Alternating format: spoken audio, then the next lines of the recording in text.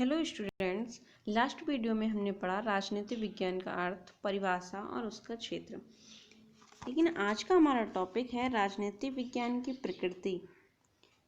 प्रकृति में ये क्वेश्चन रहता है हमेशा कि ये विज्ञान है या कला। राजनीति शास्त्र को कुछ विद्वान जो हैं या कुछ राजनीतिज्ञ कह सकते हैं कि विज्ञान मानते हैं और कुछ इसको कला। कुछ राजनीतिज्ञों का कहना है कि ये विज्ञान नहीं है और कुछ का कहना है ये कला भी नहीं है।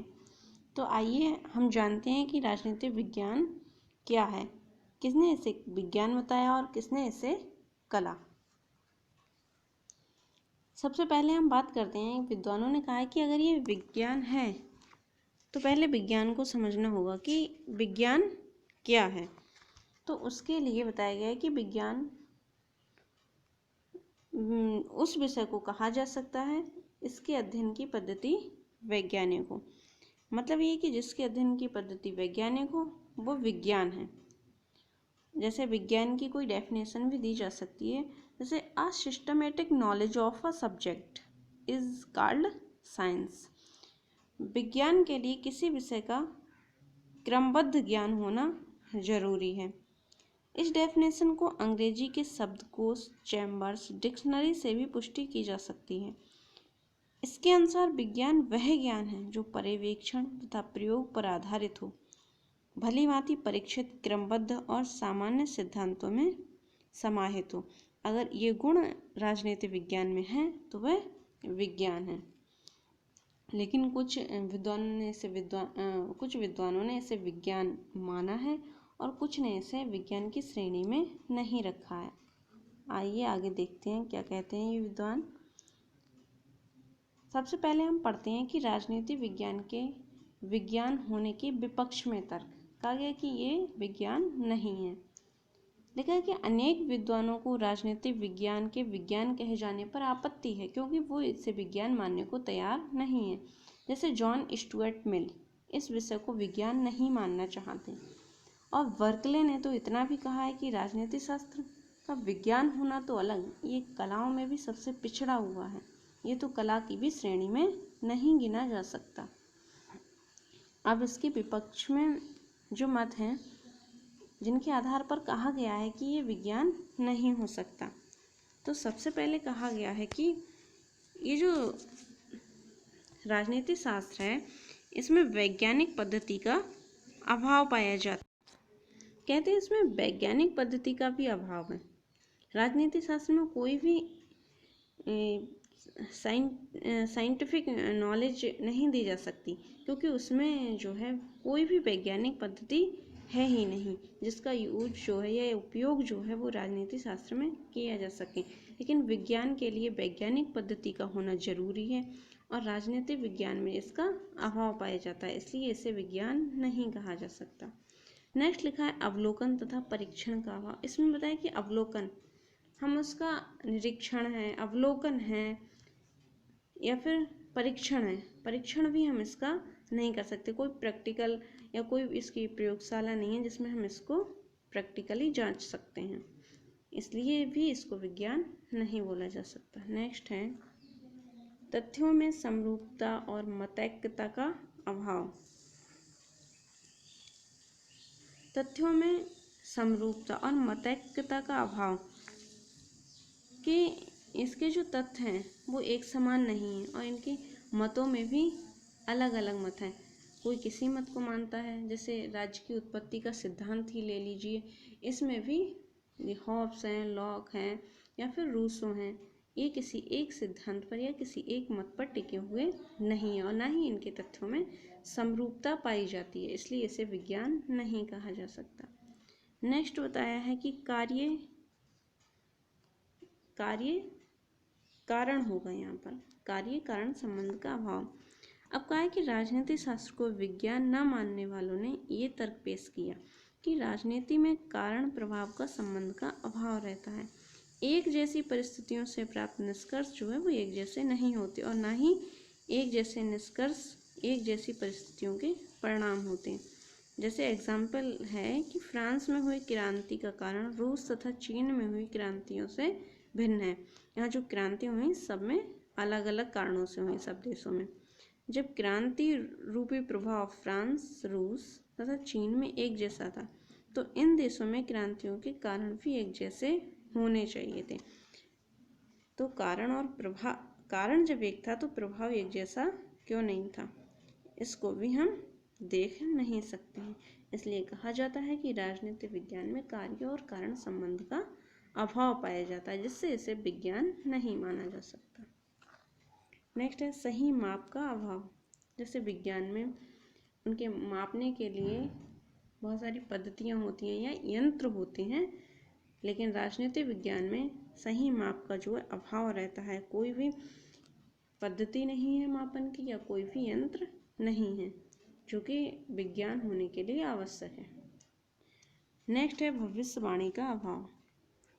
इसमें क्या है कि जो प्रेजेंट है उसमें कहना कि एक विशेष चुनाव में ये पार्टी जीतेगी या दूसरी कठिन है। किसी भी राज्य में जहां निरंकुश राजतंत्र लागू कर दिया जाए, नई प्रणाली सफल होगी अथवा नहीं, ऐसी भविष्यवाणी जो है वो करना असंभव है, लेकिन विज्ञान में भविष्यवाणी की जा सकती है। अब कुछ विद्वान जो थे वो इसे राजनीतिक विज्ञान को विज्ञान होने के पक्ष में थे, तो उन्होंने अपना समर्थन प्रस्तुत किया। यद्यपि राजनीतिक विज्ञान को विज्ञान कहे जाने के संबंध में अनेक आपत्तियां हैं, परंतु कई विद्वान इसे विज्ञान कहने का दावा करते हैं। अरस्तु इसे मास्टर साइंस कहते हैं। अब जो लोग इनके पक्ष में थे, विज्ञान मानने के पक्ष में थे राजनीतिक विज्ञान को, उनके समर्थन पढ़ते हैं कि उन्होंने क्या क्या पॉइंट दिए हैं। सबसे पहले इन्होंने बताया कि वैज्ञानिक पद्धति का प्रयोग। इन्होंने कहा है कि आज ज़माना बदल रहा है, बहुत सारे अनुसंधान जो हैं अनेक विषयों पे या हमारी राजनीतिक विज्ञान में हो रहा है, इसलिए हमने बहुत सारी या अनुसंधानकर्ताओं ने बहुत सारी वैज्ञानिक पद्धतियाँ जो हैं इस पर सुचारू रूप से लागू कर दी हैं और इसमें वैज्ञानिक पद्धतियों का प्रयोग किया जा सकता है, इसलिए ये विज्ञान है। नेक्स्ट है अवलोकन तथा परीक्षण। कहने का मतलब है कि इसमें परीक्षण संभव है। कैसे संभव है? परीक्षण से अभिप्राय होता है कि किसी भी क्रमबद्ध प्रयोग से। तो राजनीति शास्त्र में परीक्षण का जो है अभाव नहीं है, क्योंकि राजनीति शास्त्र की प्रयोगशाला किसी चार दीवारी में नहीं होती, और जो विज्ञान कहता है उसमें परीक्षण भी जरूरी है। इसीलिए ये बताते हैं कि पूरा राज्य इसकी प्रयोगशाला है। जैसे 1990 में अंग्रेजी सरकार ने प्रांतों में दोहरी शासन प्रणाली अपनाई, और जैसे 1935 में कानून के अंतर्गत हटा लिया, क्योंकि वास्तव में ये एक ऐसा प्रयोग था जिसे परीक्षण की कसौटी पर ठीक न समझने पर उसे हटाया गया। तो इस तरह से जब हमने देखा कि एक पद्धति सुचारू रूप से लागू नहीं हो पा रही है, वो सही तरह से काम नहीं कर रही है, तो हमने दूसरी पद्धति इस पर लगा दी। तो ये इस तरह से हमारा एक प्रैक्टिकल था।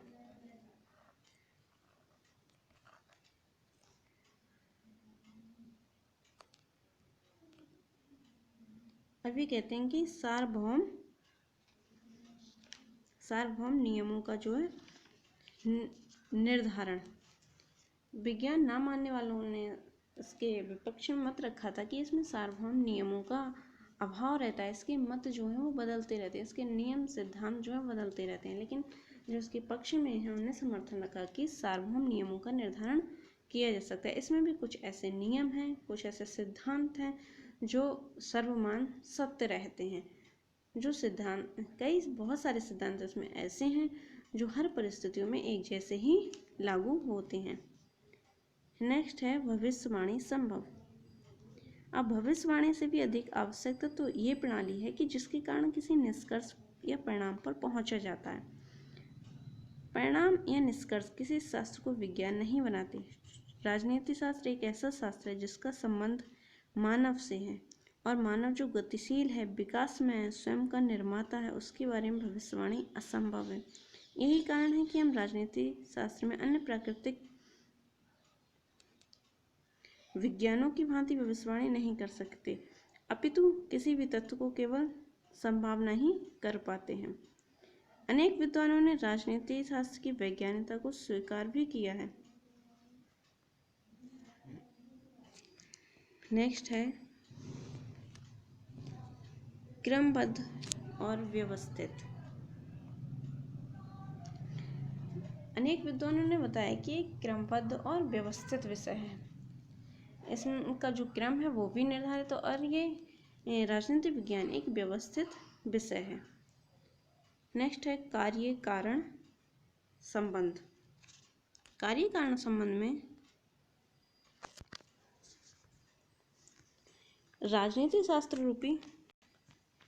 राजनीति शास्त्र रूपी विज्ञान में कारण प्रभाव संबंध का अस्तित्व भी देखा जा सकता है। निसंदेह किसी भी एक प्रभाव के अलग अलग कारण हो सकते हैं, परंतु मोटे तौर पर एक प्रकार के हुए प्रभाव के मुख्यतः एक जैसे कारण हो सकते हैं। उदाहरणतः फ्रांस, रूस तथा चीन में हुई क्रांति रूपी प्रभाव के कारण अलग अलग बताए जाते हैं, परंतु यदि देखा जाए तो इन तीनों देशों में लगभग कारण जो थे वो क्रांति के एक जैसे थे। नेक्स्ट बताया कि राजनीति विज्ञान कला के रूप में। कला क्या है उसके बारे में पढ़ते हैं। कला किसी ज्ञान का व्यवहारिक तथा क्रियात्मक भाग है। बर्कले के अनुसार ज्ञान की वर्तमान व्यवस्था में राजनीति शास्त्र का विज्ञान होना तो दूर, कलाओं में भी सबसे पिछड़ा हुआ है। इन्होंने बर्कले विज्ञान और कला कुछ भी इसे मानने को तैयार नहीं होते हैं, लेकिन कहा गया कि किसी ज्ञान का व्यवहारिक तथा क्रियात्मक ज्ञान ही कला है।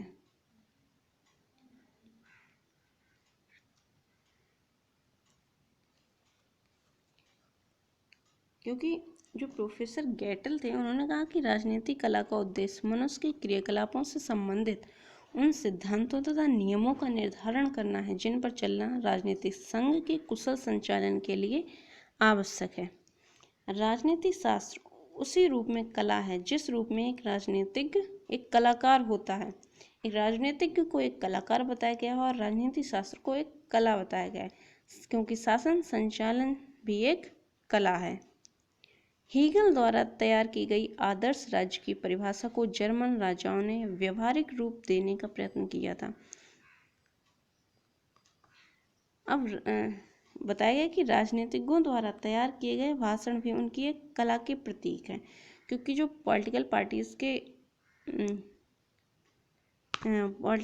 पार्टीज का बोल सकते हैं या फिर कोई राजनीतिज्ञ बोल सकते हैं जो कहीं लेक्चर देते हैं, वो भी उनकी एक कला है। जैसे प्रधानमंत्री द्वारा दिया गया भाषण ऐसे शब्दों में परोया जाता है मानो कोई कवि अपनी कविता पढ़ रहा हो। एक क्लर्क द्वारा तैयार किया गया ड्राफ्ट ऐसे गिने चुने शब्दों में लिखा जाता है कि कोई भी शब्द ना तो अधिक होता है और ना ही कम। ये तो राजनीति शास्त्र रूपी कला का ही एक रूप है। अब नेक्स्ट स्टूडेंट ध्यान देंगे आप लोग, राजनीति विज्ञान कला तथा विज्ञान दोनों हैं, इस बात में हम थोड़ी सी चर्चा करते हैं। इस प्रकार राजनीतिक विज्ञान कला तथा विज्ञान दोनों ही हैं। अपने व्यापक अर्थ में तथा सामाजिक विज्ञान के एक अंग के रूप में हम इसे विज्ञान की संज्ञा प्रदान कर सकते हैं तथा आदर्श जीवन की प्राप्ति में सहयोग प्रदान करने के कारण इसे कला मान सकते हैं। अतः राजनीतिक विज्ञान कला तथा विज्ञान दोनों हैं। ठीक है स्टूडेंट, तो राजनीतिक शास्त्र जो है वो कला और विज्ञान दोनों हैं। थैंक यू स्टूडेंट, आपका टॉपिक कंप्लीट हो गया।